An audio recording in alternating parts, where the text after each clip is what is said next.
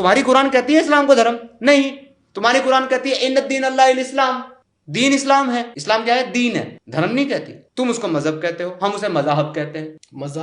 مذاہب کہتے ہیں کیونکہ مزہ ہی مزہ ہے بھائی، 4 بیویاں 40 لونڈیاں اوپر 72، مذہب نہیں ہے یہ، کیا ہے یہ؟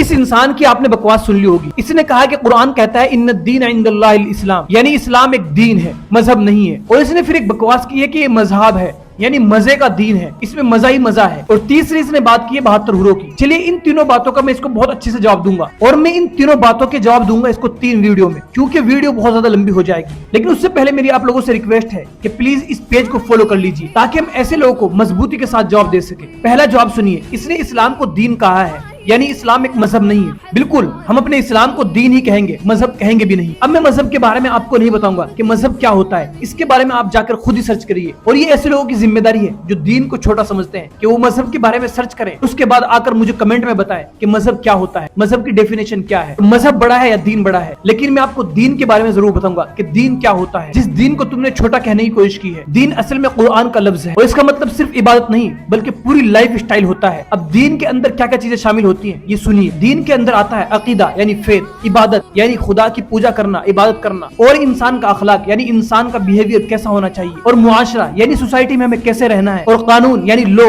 اور فیملی لائف کیسی ہونی چاہیے، اور جسٹس سسٹم کیسا ہونا چاہیے، اور ہماری حکومت اور سیاست کیسی ہونی چاہیے۔ یہ سب چیزیں دین کے اندر آتی ہیں۔ یعنی دین صرف ایک رسم رواج نہیں ہے بلکہ دین کا مطلب ہے کمپلیٹ لائف اسٹائل، یعنی دین انسان کی پوری زندگی کو اللہ تعالیٰ کے نظام کے اکارڈنگ چلاتا ہے۔ وہ دین جس کو تم نے چھوٹا کہا ہے، وہ دین مسجد سے نکل کر انسان کی پوری زندگی کے حصے کو کور کرتا ہے۔ اب آپ کی ذمہ داری ہے کہ آپ مذہب کی ڈیفینیشن کو چیک کریے گا کہ مذہب کسے کہتے ہیں۔ اگر یہ ویڈیو آپ کو اچھی لگی ہے تو پلیز اس پیج کو فالو کر کے اس ویڈیو کو شیئر ضرور کریے گا۔